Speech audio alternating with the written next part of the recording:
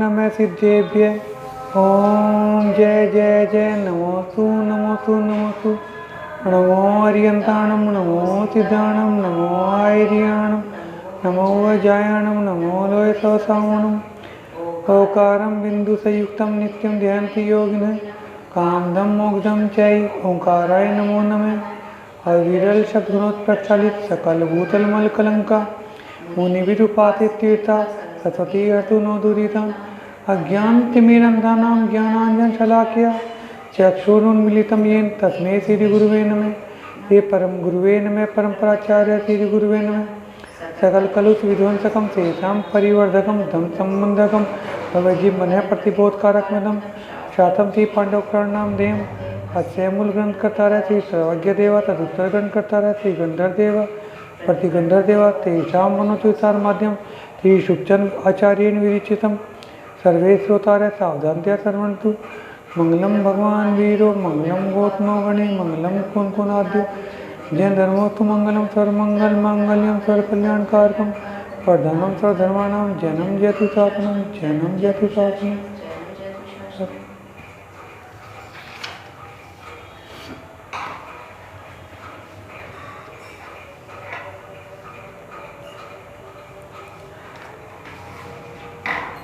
कल पुराण में ये वर्णन आया कि पांचों पांडवों का जन्म हो चुका है, 100 के 100 कौरवों का जन्म हो चुका है और सब के सब अपने पुत्रों सहित सुख और आनंद से जीवन जी रहे हैं। इस प्रकार सुख सागर में निगमन हुए उन पांडवों और कौरवों का काल बीत गया, पर उन्हें इसका कुछ भी भान नहीं हुआ। ठीक ही है, क्योंकि जीवन में 1 वर्ष भी क्षण की तरह बीत जाता है। इस तरह से पांडु सुख से अपना जीवन बताता था। उसका कोई शत्रु न था और उसके पक्ष में बड़े बड़े वीर थे। स्वयं उसके पुत्र ही अद्वितीय योद्धा थे। इसके सिवा वह स्वयं भी विद्वान था, अतः उसके पास बुद्धि बल भी था।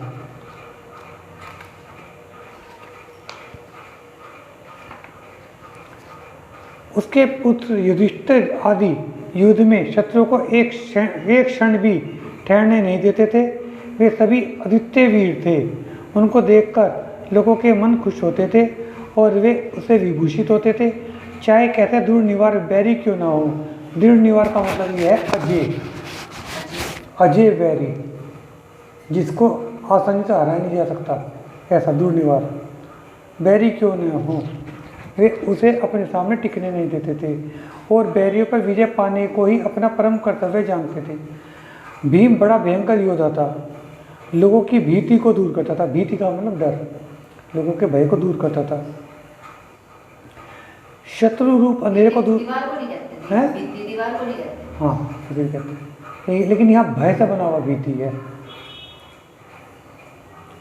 भीति दीवार को भी कहते हैं, सही कह रही है, लेकिन यह भीति का मतलब डर है ना। इसी प्रकार पार्थ, पार्थ का मतलब अर्जुन, अर्जुन भी उत्तम कार्य को करने वाला, समर्थ पुरुषों द्वारा पूजा जाने वाला दीप्तिशाली था। वह पार्थ अर्जुन सदा ही सुशोभित हो और कौरवों की विजय हो, जो अतुल विपुल लीला से लक्षित हैं, जिनके शरीर में नाना लक्षण हैं, जो संपूर्ण बल के विलास से अलंकृत विभूषित हैं, निर्मल हैं, मनोहारी हैं। मनोहारी हार से जिनका कंठ विभूषित है, चंचल तथा कमल की तरह जिनके नेत्र हैं, जो जिन भगवान के चरणों के चरण कमलों में लीन हैं। इस प्रकार ब्रह्मचारी श्रीपाल की सहायता से श्री शुभचंद भट्टारक द्वारा रचे हुए पांडव पुराण में अर्थात महाभारत में पांडव और कौरव की उत्पत्ति करने वाला 8वां पर्व समाप्त हुआ। अब 9वां पर्व शुरू होता है। उन अभिनंदन प्रभु को मैं अपने मन मंदिर में विराजमान करता हूँ, जो आनंद के दाता हैं और भय के घातक हैं, जिनकी आत्मा निर्मल और कषाय रहित है, जो उदार हैं, सबको एक ही दृष्टि से देखते हैं। एक समय सफ़ेद छत्र से सुशोभित पांडु को कीड़ा के लिए वन में जाने की इच्छा हुई। तब उसने भेरी बजाई। भेरी के शब्द को सुनकर चारों प्रकार की सेना तैयार हो गई। सूर्य के घोड़ों से भी सुंदर चलते हुए चमर की सवार वाले चंचल घोड़े में सजाए गए थे। दांतों के प्रहार से पर्वत को भी हिला देने वाले उन्हीं के बराबर ऊंचे बलवान हाथी तैयार किए गए। वे महायुद्ध के जैसे दिख पड़ते थे। सुंदर पहियों से सजे हुए लोगों के पांव को विफल करने वाले रथ इधर उधर तैयार होकर आए और मेघ की तरह गरजने वाले भयंकर दिखावे वाले प्रचंड प्यादेगण धनुष लेकर उपस्थित हुए। इत्यादि शोभा से युक्त पांडु वन को चला। उसकी आज्ञा से मदरी देवी भी उसके साथ साथ चली। वह आदित्य सुंदरी थी। उसके नेत्र कमल खिले हुए थे। पूरे चांद के जैसा मन को मोहने वाला उसका मुंह था। उसकी मूर्ति देखने योग्य थी। उसके हाथ की उंगली में एक सुंदर अंगूठी थी। उसे वह हमेशा पहना करती थी। वह अपने कर्ण फूलों की कांति से सूरज की और दांतों की प्रभा से चांद की हथी उड़ाती थी और अपने कटाक्ष बाणों के पात से मनुष्य के मन को मोहती थी। इसके थोड़ी देर के बाद पांडु भांति भांति के वृक्षों से सघन वन में पहुंचा। वहाँ माद्री के समागम से उसका मन बहुत प्रसन्न हुआ। वहाँ उसने देखा कि कहीं ऊंचे ताल वृक्ष, कहीं सरल सरस के वृक्ष खड़े हुए हैं, कहीं सुंदर मंजरियों के सुगंध से मन को मोहित करने वाले आम के वृक्ष लहला रहे हैं, कहीं अशोक वृक्ष।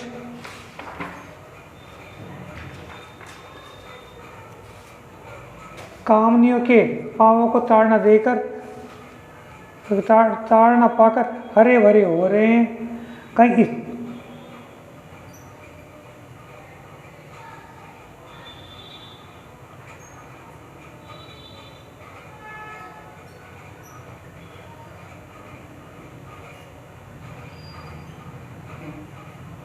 कहीं कोयले सुंदर सुंदर शब्द मनोहर शब्द कर रही हैं। कहा जाता है कि वे गर्व को प्राप्त हुई।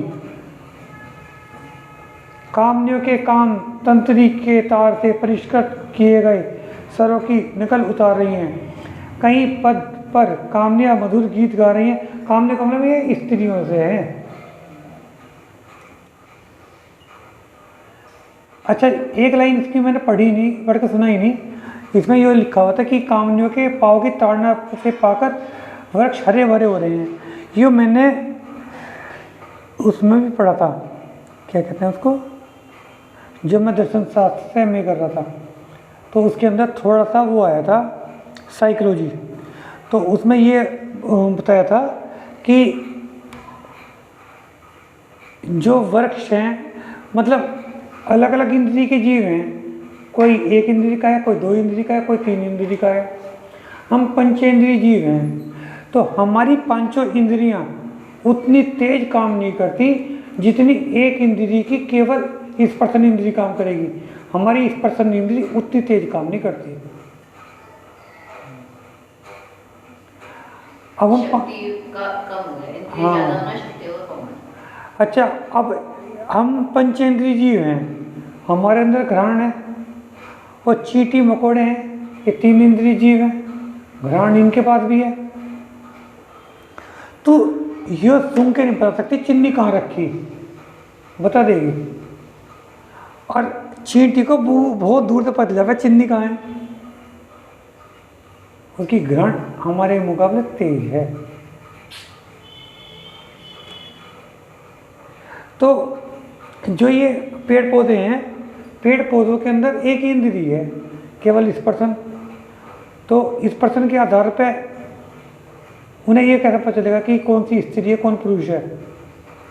लेकिन यो बताया उसमें साइकोलॉजी में भी, और यो लाइन यहाँ पे लिखी हुई देखी मैंने कि स्त्रियों की ठोकर से पेड़ ज़्यादा हरे भरे हो गए। देख क्या लिखा, कामनियों की पाँव की ताड़ना को पाकर पेड़ हरे भरे हो रहे हैं। ये मैंने वहाँ पर लाइन पढ़ी तो ये सोच रहा था मैं कि देख यो लाइन मैंने वहाँ भी पढ़ी और ये लाइन यहाँ भी आ रही। इसका मतलब हो सकता है कुछ सच्चाई हो। पुरुष की ठोकर से नहीं होने की, स्त्रियों की ठोकर तो हो रहे हैं।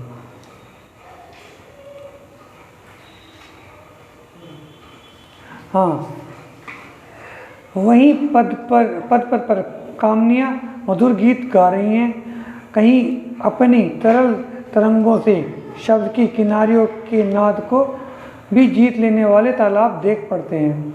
ऐसे मनोहर वन में मदरी रानी के साथ साथ पद पर भामियों की नृत्य कला को देखते हुए पांडु के मन सुख चैन से समय बिताया और वहाँ की क्रीड़ा एवं मनोहर भोगों और रति क्रीड़ा से उत्पन्न हुए हास रस विलासों के द्वारा मदरी को खूब रमाया, उसके साथ खूब ही क्रीड़ा की। इसके सिवा उसे चंदन के रस से, अगरू द्रव के मर्दन से, सुगंध द्रव्य के निक्षेप से, स्त्रियों के कटाक्ष में निरीक्षण से और उनके सुंदर आलापों से अपने चित्त को बहुत ही बहलाया, परंतु उसे कहीं भी संतोष न हुआ। उसकी विषय तृष्णा बढ़ती ही गई। कहीं वह बावड़ियों में जाकर स्त्रियों के साथ फूलों के तुल्य कोमल सुगंधित चंदन के जल से उछलती हुई बूंदों से क्रीड़ा करता था तथा कंठ तक पानी में बैठ जाता था। तब ऐसा जान पड़ने लगता था कि मानो स्त्रियों के मुख रूपी चांद को गरजने के लिए राहु ही आ गया है। कुछ देर में जब वह क्रीड़ा करते करते थक गया, तब उसने वहाँ से चलने की इच्छा की। वहाँ से चलकर उसने बहुत से लता मंडपों को देखा। एक लता मंडप में स्थिर चित्त होकर बैठा भी। वह लता मंडप गोल था। मोहरों के शुभ सुंदर शब्दों से गूंज रहा था।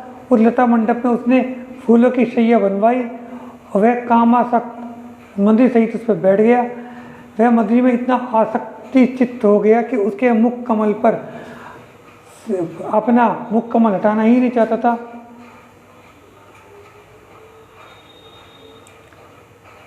इसी समय उसके मंडप के पास से क्रीड़ा करते हुए एक हिरण को देखा। वह अपनी हिरनी के साथ काम क्रीड़ा कर रहा था। उसे देखते ही राजा ने धनुष पर बाण चढ़ाया, उस पर छोड़ दिया। हिरण उस समय कामासक्त हो रहा था। बाण के लगते हुए चिल्लाकर जमीन पर गिरा। उसे बड़ी वेदना हुई, वह मर गया। ग्रंथकार कहते हैं कि भोगों को धिक्कार है, जिसके कारण लुब्धकों की ऐसी गति होती है। इसी समय आकाशवाणी हुई, भूपाल का मतलब राजा, ऐसा दुखदायी काम करना तुम्हें उचित नहीं था। विचारिए कि यदि इस निरपराधी मूक और वन में रहने वाले हिरणों को राजा ही मारने लगेंगे तो फिर संसार में दूसरा उनकी कौन रक्षा करेगा। बुद्धिमानों की तो इन्हें अपराध करने पर भी नहीं मारना चाहिए। अगर ये अपराध कर रहे हैं तब भी नहीं मारना चाहिए। यहाँ तो ये अपराध ही नहीं करा था। फिर निरपराधियों की तो बात ही क्या।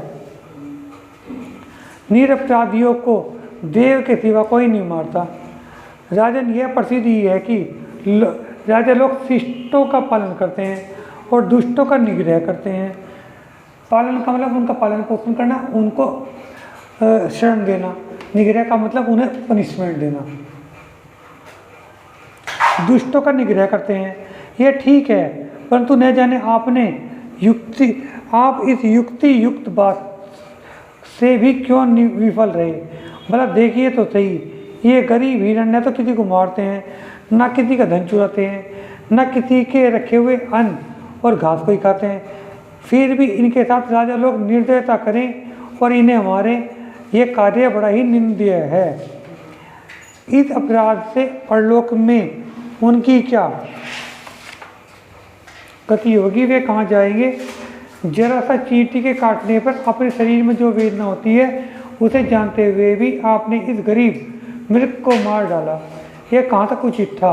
राजन, ऐसे जीवों के घात से केवल पाप ही होता है, इसलिए हिंसा को तो भूलकर भी करनी नहीं चाहिए, क्योंकि हिंसा सर्वत्र दुख ही देती है।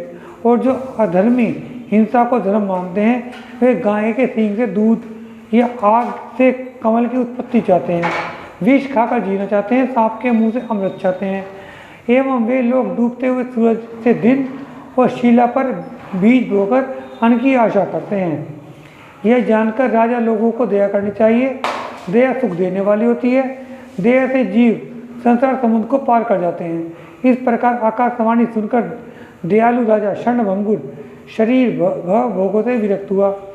वह सोचने लगा कि काम की वांछा से विद्वान लोग व्यर्थ पाप नहीं करते, क्योंकि मैं पाप से आत्मा की केवल दुर्गति होती है।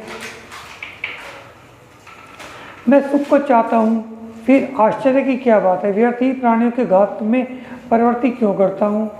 मुझे इससे कोई लाभ नहीं है, नहीं इससे मेरी उद्देश्य की सिद्धि होती है। और जिस राज्य में जीवों के घात में पापी पाप होता है, उस राज्य से मुझे मिलना क्या है। सच तो यह है कि जीवों को संसार में जितने कुछ दुख होते हैं वे सब विषय कसाय को पुष्ट करने के लिए ही होते हैं। अतः यह सब विषय रूप मांस के खाने का ही दोष है। हे जीव, तू प्रत्यक्ष ही क्यों नहीं देख लेता। आत्मन, तूने यह राजकाज पहले भी बहुत बार भोगा है, फिर भी तू उसी को भोगता है। विचार करके तो देख, भला कोई बुद्धिमान अपनी झूठन को दोबारा खाता है। जो एक बार भोग ले फिर दोबारा भोग ले तो उसे झूठन खाना कहा। एक बात यह भी है कि जीव विषय को चाहे कितना ही भोगे, पर इससे वह कभी संतोष नहीं हो सकता। विचारने की बात यह है, शरीर के परस्पर घिसने से जीव का भोला सुख ही क्या हो सकता है। भोगते भोगते समय विषयों के सुख से विषयों से सुख के जैसा भान जान पड़ता है, मतलब ऐसा प्रतीत होता है, परंतु अंत में दुखी होता है। जैसा धतूरा खाने से मीठा सा मालूम होता है, परंतु अंत में हानि ही हानि होती है। इसके सिवा यह सब विषय अनित्य है, कुछ काल ठहर कर अंत में सब नष्ट हो जाते हैं। तब उत्तम पुरुष को यही उचित है कि वह पहले ही इसको छोड़ दे, क्योंकि इसके त्यागने से और क्या मुक्ति भी मिल जाती है। विचारने की बात यह है कि इन विषयों से सुर असुर आदि किसी को भी संतोष न हुआ, तब मनुष्य भव में प्राप्त हुए जैसे विषय से जीव को कैसे संतोष हो सकता है, ये समझ में नहीं आता। इन्होंने सुर असुर का वर्णन इसलिए किया, उन्हें इतने सुख है। हाँ, उन्हें मनुष्य से ज़्यादा सुख है।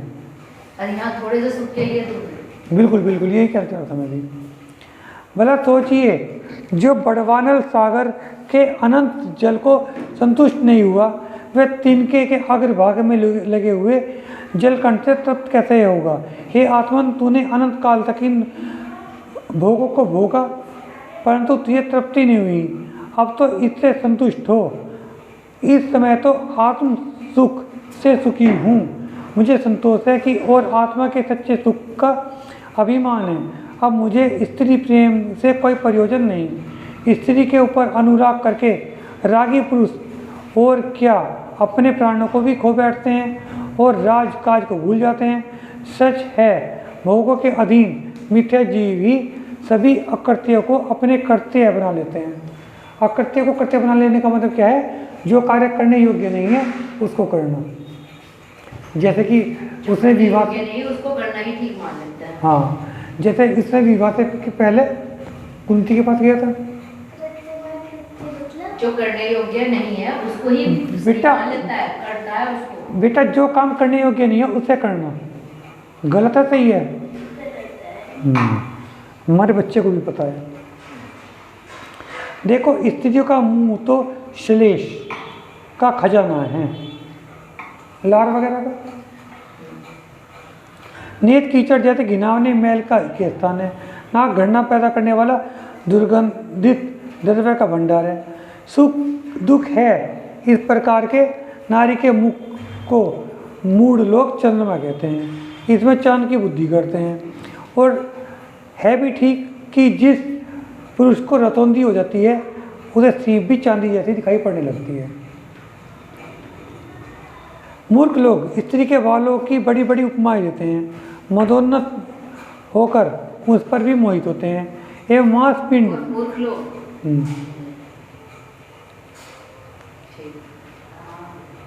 मांस भक्षी कौवे की तरह अनुरक्त होते हैं। और तो क्या, कामीजन स्त्रियों के सगन को भी सुख मानकर उस पर अनुरक्त होते हैं। जैसे विष्ठा खाने वाला सुअर विष्ठा में अनुरक्त रहता है, सुख मानता है। इसलिए हे आत्मन, तू जरा विचार कर, इस जग में जीव को स्त्री संग से कहाँ और कैसा और कितना सुख मिलता है। इस विचार से तेरा चित्त अवश्य शांत होगा। जैसे कि निर्मली आदि के निमित्त से मैला जल निर्मल हो जाता है। निर्मली का मतलब यहाँ पे फिटकर ही होगा, जहाँ तक है फिटकर ही होगा। जल का निर्मल होना, हाँ ये है। यानी कि साफ हो। पहले स्त्री के शरीर को ही देख, सात धातु का पिंड है, नष्ट होने वाला है, मायाजाल का स्थान है, फिर भी तू रागांध होकर इस पर अनुराग कर बैठता है। जैसे एक दरिद्री पुरुष मिली हुई निधि को प्राणों से अधिक प्यारी समझता है। ये कैसा मोह है जो निवारण करते करते खोटे कामों में जीव की बुद्धि जल्दी लग जाती है और अच्छे कामों में लगाए नहीं लगती। आश्चर्य की बात तो यह है कि सज्जनों की मति विषय के पाप के हेतु जानती हुई उसमें प्रवृत्ति करती है। मोह की इस प्रबल चेष्टा को धिक्कार है।